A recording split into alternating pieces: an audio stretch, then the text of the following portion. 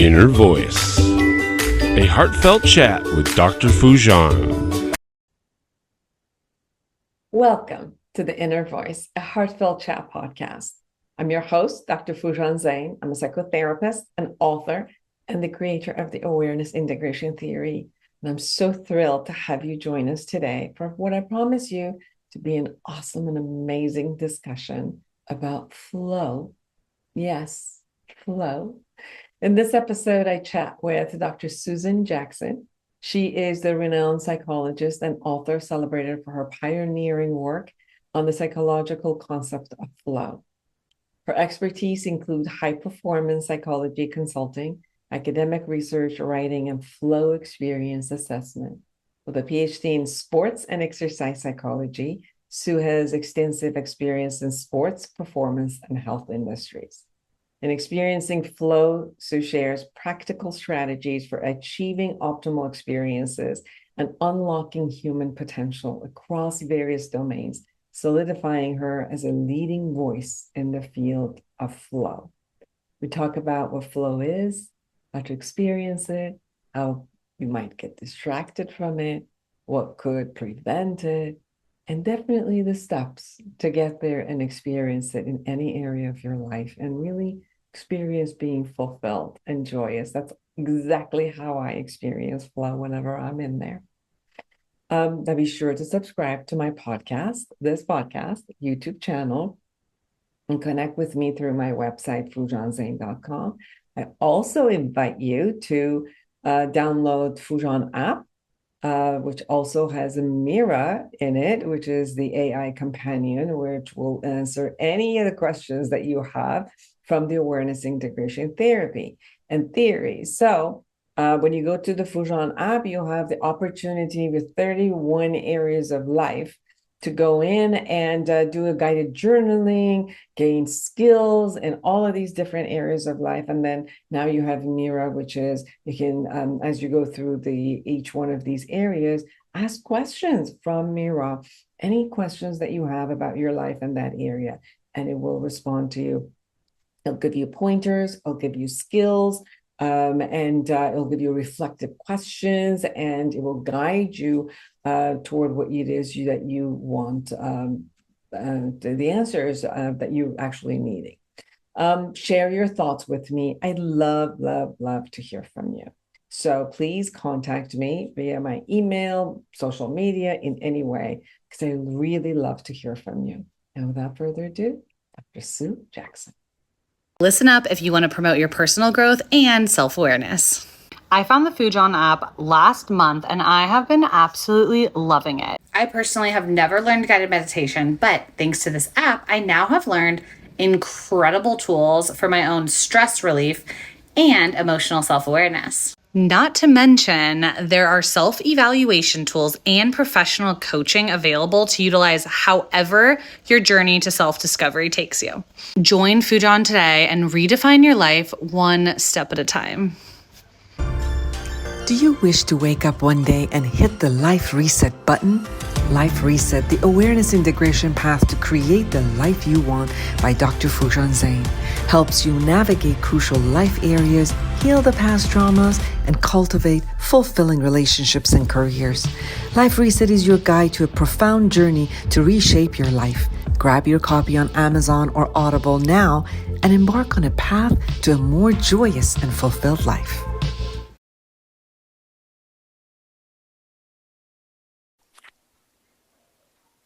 Hello, it is so nice to have you on our show, Dr. Sue Jackson, everyone. Welcome. Thank you, Foojan. It's very nice to be on your show. Thank you for the invitation. Oh, absolutely. We're from across the world. You're coming from Australia. That's it. Yeah, I'm from Australia, although I did my graduate studies in North America and I've lived there for quite some time. But yeah, I'm Australian. And yeah, so we are crossing time zones here. Yes, we are. You're about 16 hours, I think, ahead of us, right? Yeah. So next day here. Well, we're doing time travel together. That's it. And a good topic to be in the flow while we're Exactly, because time disappears in flow. Yes. You wrote a book, Experiencing Flow.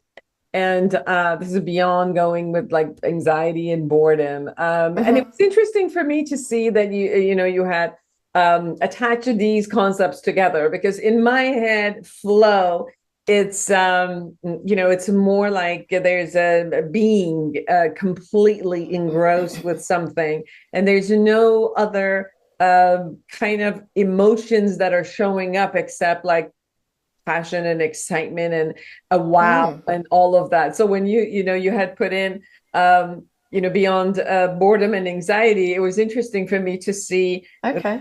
the differences between the two. And I know you've written books about flow. So the first question is, how come you got so interested in flow and the state of flow? Yeah. And try maybe even describing what flow means from your perspective.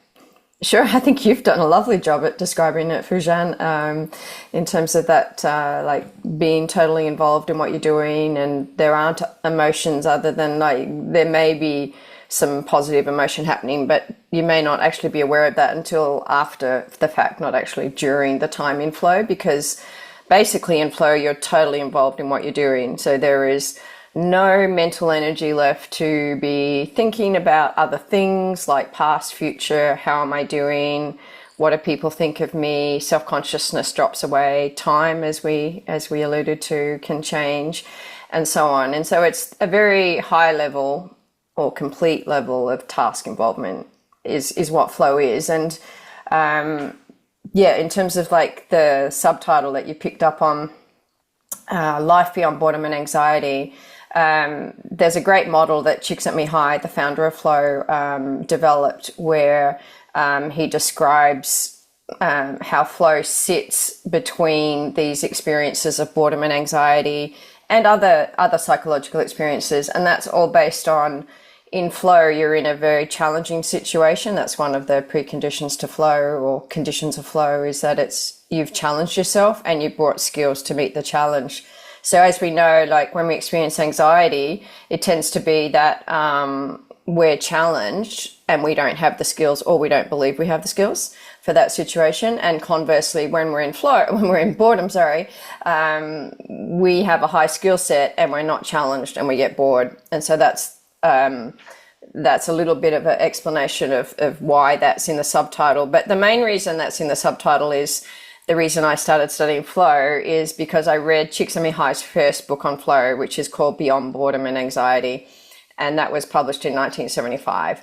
And I picked that up on the University of Illinois library bookshelves when I was studying for my master's in sports psychology. And because I picked that book up and I read it, I learned that there's this concept that is an experience that I've experienced that's important. And that's why I went and studied it. And it makes a lot of good sense, since your degree and your field is sports, because the concept of flow really makes a lot more sense. People experience it a lot more in sports.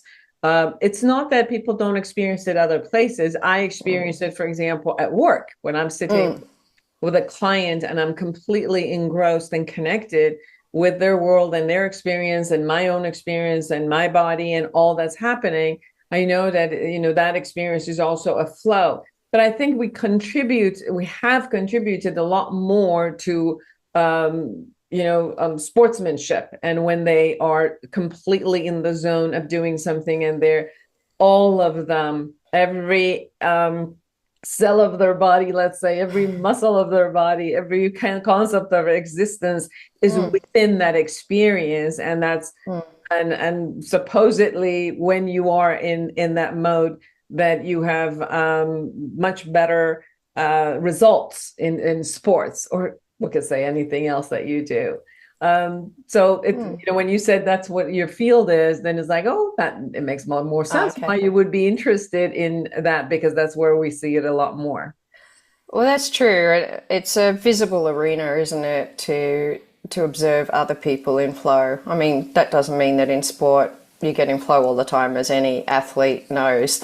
But for me, I'd come from a sports background, and I was always interested in how the mind was influencing my performance and my experience. And so that's how I decided to go into the field of sports psychology, where my master's and PhD were in. And specifically within that, I was looking at flow in elite athletes. However, flow isn't reserved just for elite athletes or athletes in general. We can observe flow in other settings. So like musicians, actors, we can get a sense when somebody presenting, and we might be in the audience and we're like, wow, this person's really connected and connecting. And then what matters, I think, more than our observing other people in flow is that we can access it ourselves. And like you talked about, Foojan, that like when you're working with clients, for example, that connection, and that you can be so totally involved in what you're doing. And so flow is something we can all experience. And I think that's important to recognize. What you said was beautiful. The two concepts of being connected and connecting all at the same time. So yes. let's share what is it that you're connected to, and what is it that you're connecting to? Sure. Well, with that example of somebody performing on stage, whatever they're doing, they're connected to their task. So the task is they may be talking, they may be singing, they may be playing an instrument, they may be acting. They're totally connected to that task, to that role that they're playing. And then they're connecting because if there is an audience, part of the task is to connect with the audience, right? Just like as a therapist or psychologist, connecting with your audience, with your client or clients in a group setting is critical. And you can only do that when you let go of your own baggage, your own thoughts and interests, and you decide to become totally focused on that task. And so, it's the connection is with the task, and often that task involves other people. It doesn't always involve other people. You may be in a solitary engagement, but you're still totally connecting with that environment. So I'm thinking now of a rock climber, and they may be the only person on the rock, but they're connecting with the rock, and that's what they report. Athletes will report feeling like they are part of what they are doing. So a cyclist will refer to feeling like the bike and themselves are one, and so on. And so the rock climber feels like they and what they are climbing is one. And so there's this total sense of connection, which is really what makes it so special, I think.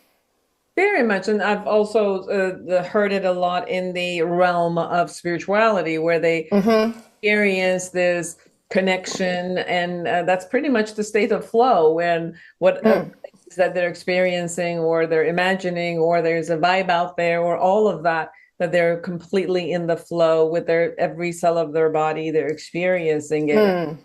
It's interesting that sometimes people put those pieces together.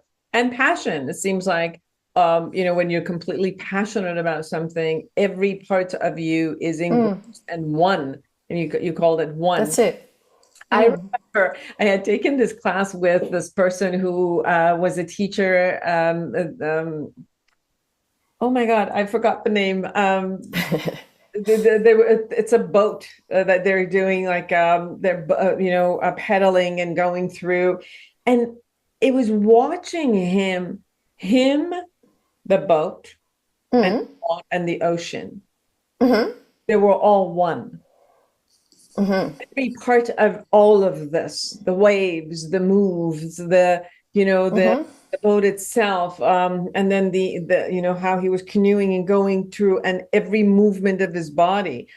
And I remember he had gone from California all the way to Hawaii with this, and wow. Yes, I mean, it was like amazing of how just watching someone going through, and every single aspect of him is just the one. You said it. It's the one. So now, I know that in your book you write about how do we get there? What is it necessary to get there? And then what are some of the stuff that stops it? Right. So obstacles are things that would prevent us to get there. And there are definitely paths to get there. For sure. Where would you like me to start, with how to get there or the things that prevent? I will go with the prevention first, because Okay. I think each one of us, as we're listening to it, we could relate, oh, I do that, or I do that. So if we could get those first out of the way. Okay.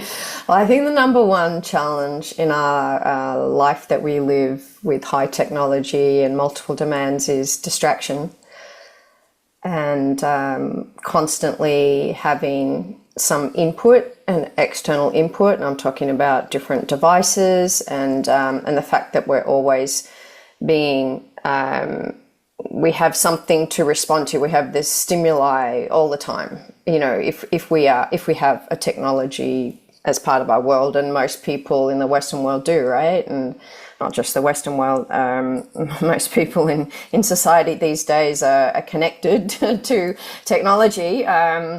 However, that's not the connection that often will help us to get to flow. It actually is a distracting one, and that's because there's constant demands to change our attention all the time from one thing to another.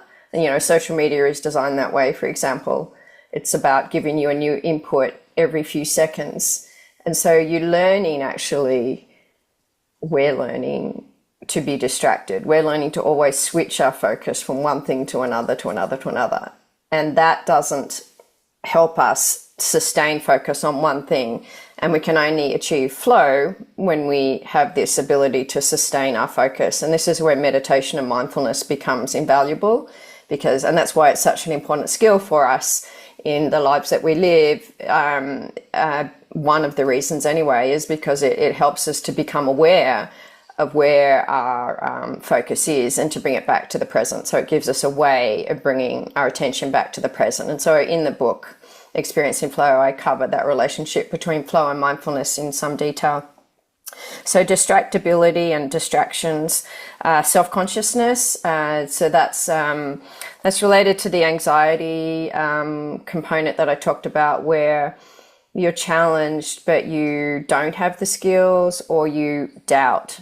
So like I often work with, I'm in performance psychology now. My work isn't in sports psychology specifically. I still work with athletes, but I work with anybody who's interested in enhancing their performance and what they do, and not just their performance, but also their experience, because that's kind of critical to get across that flow matters for the quality of experience it provides us in what we're doing. But oftentimes, and it doesn't matter how elite or successful we get, most people still have a tendency to doubt themselves and doubt their decisions and so on. So when you've got that self-doubt, obviously some of your attention is taken away from the task to yourself in a way that is not in the present moment. So that's another detractor or preventer of flow. What else? Well, obviously not having the skills, because we only experience, if we don't, and that's, I guess, interesting too, like if we like to be in our comfort zone, so we're not willing to extend ourselves, we just want to be comfortable, for lack of a better word, with what we're doing, we're not likely to experience flow, because flow only occurs when we step beyond our average challenge level in whatever realm or realms we operate in. So we need to challenge ourselves a little bit, and that's where we can touch into flow. So those are some of the things that might prevent flow. I think added to what you said in your book is lacking motivation to prevent. Oh, true. Yeah. Non-optimal arousal levels. Non-optimal environmental and situation conditions, where performance is going poorly. I do a lot of public speaking, so you know, reading that is like, you look at somebody's face at that moment and you take it very oh, they don't like what I said, and then from that moment on, you kind of I get out of the flow of talking and said, oh, come back, because I get engrossed in one person's facial expression, and God, that's so interesting, right? That's so interesting. Yeah. Yeah, like the feedback. So what you're touching on there, Foojan, is actually one of the conditions of flow, which is receiving immediate and clear feedback. So you've described there receiving immediate and clear feedback, but unfortunately that feedback is interpreted by you as they don't like what I'm doing, or what I'm doing isn't engaging them. And so then you start to doubt yourself. But the thing is, they may have got some message on their phone and they're really upset or worried, and it's got absolutely, and they're not even listening to you because of that. But that's got nothing to do with you or the quality of what you're doing. That's all to do with them. And so as you know, like, it's about focusing on what you have control over, and that's your own performance. And so that's when, if you get that negative feedback, for example, that doesn't mean you can't access flow. That means it's important to reset your focus back to the present. And if it's changed your arousal level in some way where you've got a little bit anxious, for example, then incorporating breathing skills to help you sort of bring that arousal level down if that's appropriate, and then just focusing on the task. So I guess that's the feedback is critically important to be able to experience flow, in terms of it's one of the factors that facilitate flow. But then how we interpret feedback can make it not a facilitator, just as your example described. And you talk about inappropriate focus that either will prevent it or even disrupt it. Can you share what you mean by inappropriately focusing? Well, it's just not on the task. I mean, it's very simply is you start to take some of the attention from what is required to perform the task. And when I say the task, I'm just using that as a generic term for whatever it is, the activity that you are engaged in at any time. And that might be a conversation, that might be giving a speech, it might be performing on stage, it might be on the track, on the basketball court. So the task is I'm just using that generically, because flow, as I said, can be experienced in any setting, and the research supports that. And so, like, if you take some of the focus away from the task, then it's not, you're leading yourself down a path that's taking you to the past or the future, right? And not to the present moment. And therefore, you're taking yourself away from flow. Again, it's just a matter of developing psychological skills. And this is what I do in working with performers is, okay, so you are going to lose focus. You are going to have a focus that's not appropriate or not optimal. It's about recognizing that and then bringing your attention back through psychological skills that help you to do that. So what we focus on matters, but how we refocus matters even more, and how well we can do that. Mm-hmm. Yeah. Some people think, when I've talked to them and we're working on, for example, the future and the goals and how they can bring themselves, some people have it as, I have no idea how I get there. I just find myself there, like as if it's an accident that happens. Exactly. And they have a control or a doorway. You know, it's like, I don't know what the door is. I don't even know how to get there. I can't even explain to you what the steps is. I just find myself there. And then when I'm there, I'm there. So please let us know how to get there. Where can we find the door? Sure. Well, that's why reading Beyond Boredom and Anxiety, as I did in the 1980s. So my work in this field has been since the mid 80s, first as a grad student, then as a academic, and now primarily as a practicing psychologist. But I had that same perspective, Foojan, that when I had been in flow, it was luck, you know, and it was kind of random. And it was only on reading Mihai Csikszentmihalyi's book, Beyond Boredom and Anxiety, where he outlines the experiences of people in different settings. So some athletes, some musicians, chess players, and surgeons at work. And despite the variance in setting there, when people were totally involved in what they were doing, totally connected, their reported subjective experience was very similar.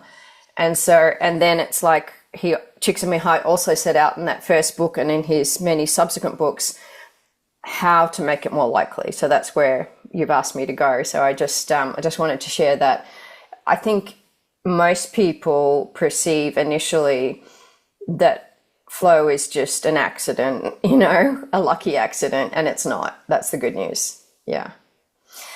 So in terms of key factors, I've outlined some of them. So the challenge skill balance, that's really important. Clear goals, so having a clear purpose, which gives you the motivation that you referred to earlier. And then receiving feedback on how you're progressing in relation to your goals. And that is within a task. So I'm not talking here about your long-term career goals. I'm talking about your goals in the task, in the performance, in the activity that you would like to achieve flow in, that you're very clear on what it is you're seeking to achieve, and then you're receiving feedback. And the important thing is that you're actually attuned to that feedback. That means you have that awareness that you can respond, like be aware and take that feedback in a positive way. And so those are called the 3 preconditions to flow: your challenge skill balance, the clear goals, and the feedback. And then, as I mentioned, I think right at the start, the focus is critical. So the being able to focus your attention and getting better at that is critical. My experience has been more from the focus, definitely. Okay. Like I remember, and I train therapists and coaches in my model, and one of the things they keep saying, I get distracted and I'm not there. And I know because I've experienced it this way, and it's like, this is how I've done it, so I've shared it with them. And when they do, it like becomes that doorway to that. Almost like I zoom in and focus completely through my eyes and through my 5 senses, and let's say 6th sense, also my gut, my whole kinetic energy, that I just focus out there. So even if a client is sitting and talking, all of my senses are zoomed out there to them, even like almost saying what they're saying in my head. I hear it. I hear what they're saying in my head. I see every movement that happens. And that has become like a doorway to completely go into this overflow, which is, you said, like connected to and connected with. And it becomes that. It's like such a connection of becoming one with that person, but with whatever observation I get. So the other part is, well, am I... Okay. So the minute I do a guessing game, then I'm in me again. And it's like the minute I come out of me and I get in completely one with whatever is out there, that sense of flow starts showing up. Or with music, right? So every time I've completely come out of me and I've been engrossed in music or sound, and then, the singing or the instrument that is there. So it has really, my own experience of it is there is no I anymore. There's no me or an I. This I or the me has become kind of like entrenched or attuned. That was your word, attuned with whatever task or the person or object is out there. That's how I've experienced it. How does that sound to you with your experience? Absolutely, spot on. Yeah, like because you are using the senses as you described, you're using cues that are in the present moment, that are only in the present moment. You're getting out of your own head and you're focusing on your task, which is that connection with the people you're working with, and so you're responding to that feedback. And so, yeah, you're very much in the present moment. And as you know, like meditation and mindfulness is a great pathway to help people learn those skills that you've obviously learnt yourself.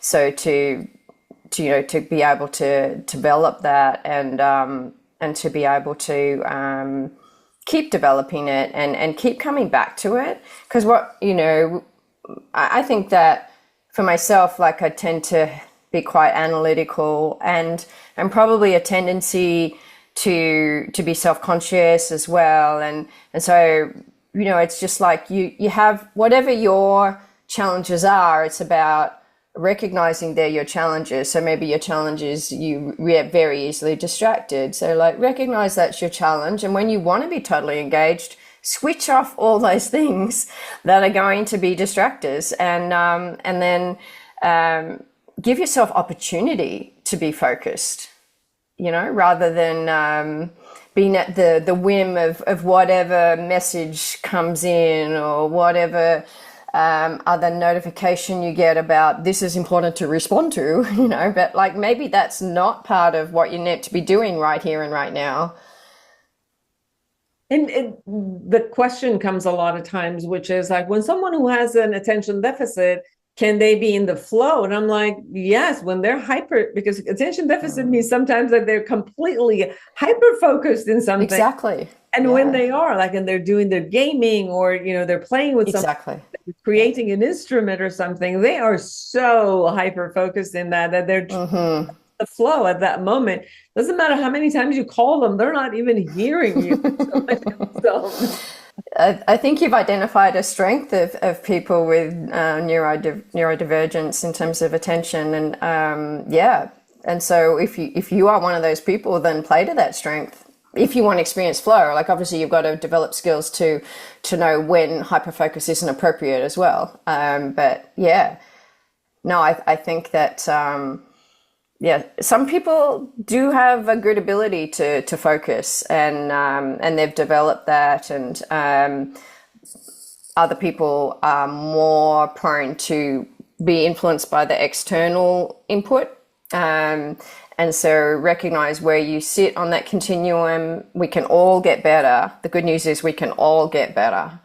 And the more that we do train our minds, the more we're going to be productive, perform well, and importantly, enjoy what we're doing more. Like if we're engaged in a conversation or an activity, and part of our attention is always somewhere else, because it's like, oh, well, there's this next thing that's actually more important, and I'm just going to like be here now because I need to be, but like I'm actually preparing myself for this more interesting thing that's going to happen next. Then the quality of experience in that activity that you are presently engaged in is not good. And so, if you keep having many of those experiences, Chicks at Me High wrote that the quality of our subjective experience determines the extent to which life is worth living.